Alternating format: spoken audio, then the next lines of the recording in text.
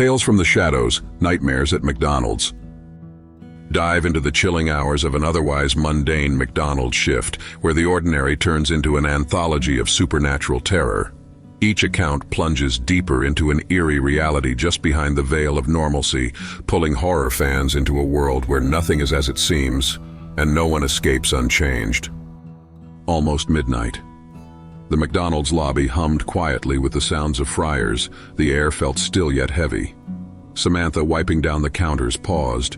Her breath hitched as her eyes fixed on a man standing outside the locked lobby doors.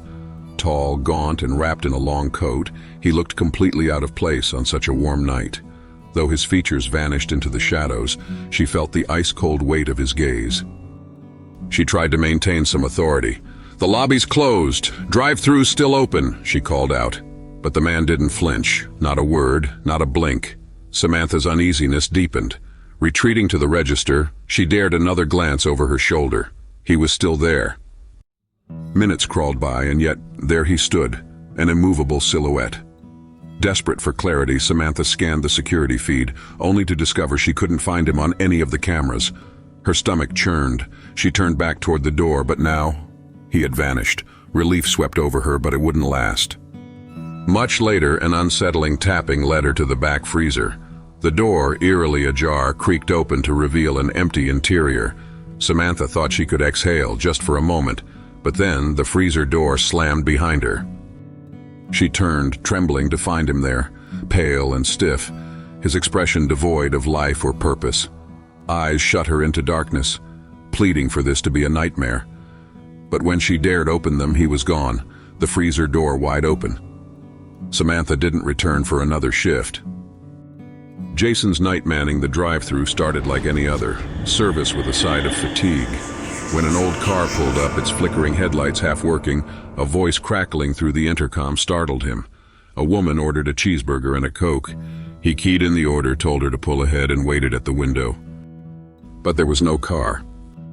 It didn't sit right with Jason. He called over to his coworker on fries. "Did you see that car drive through here just now?" A shrug was the only response. Soon Jason convinced himself he'd just misheard. Minutes later, that same distorted voice returned, ordering the identical meal.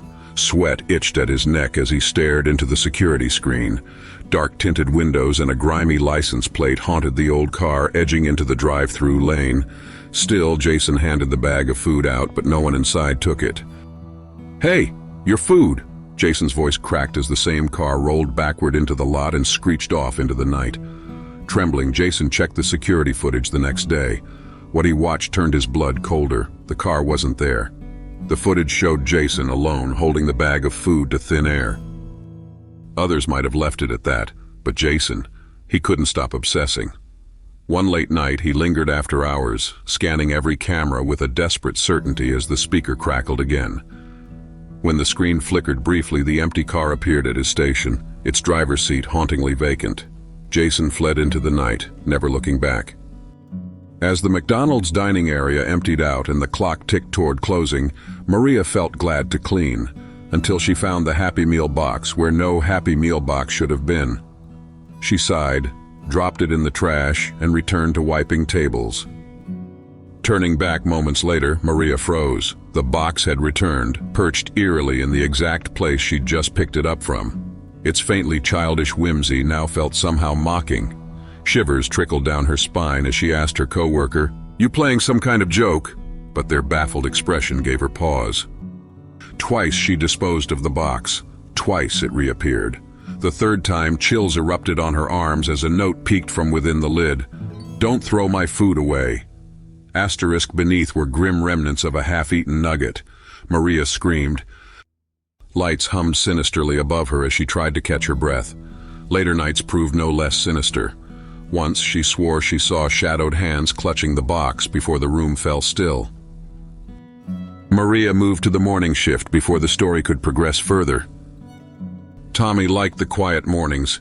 Sure, they started at an obscenely early hour, but at least he could clean the play place without interruption. So when faint, high-pitched giggles echoed from the tubes one morning, his rational mind pushed down unease. Climbing the colorful structure, he paused to admire his work. until smeared handprints appeared on the freshly sanitized walls. Their size and placement hinted at childlike mischief, but no child should be there. Then something darted past him. Fumbling with his flashlight, Tommy's breath was stolen by cold air rushing around him. It carried a faint, "Help!" And the playful giggles from before now sounded distant and mournful.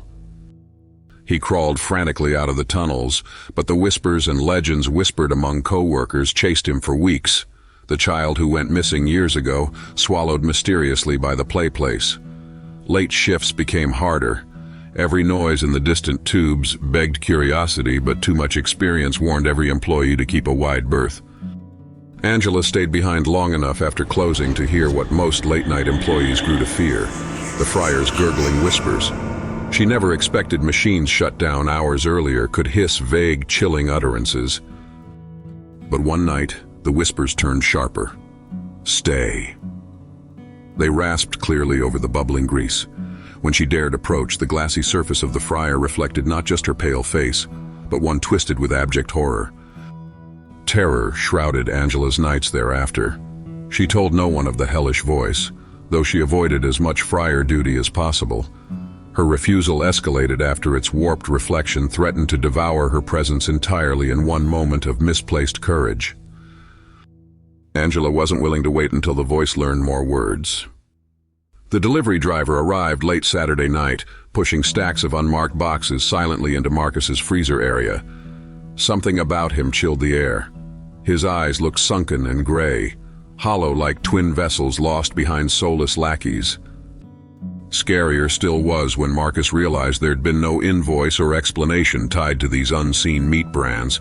He ripped open drenched packaging while icy sweat cascaded. Each hollow patty promised textures resembling no earthly consumption. This man haunted Marcus far beyond any inventory check. The sheer disembodied nightmare fueled every forbidden-laden dream, also containing sinister packages veined across pallid realm mysteries, suggesting edible connections plagued unexpected diners. Still victims bound thrall cycles demanded newly sourced screams aplenty ravaged secret tainted clauses, ensuing world implosions approaching barren. Disaster conclursed, leaving robotics replacement. Verdict: quit.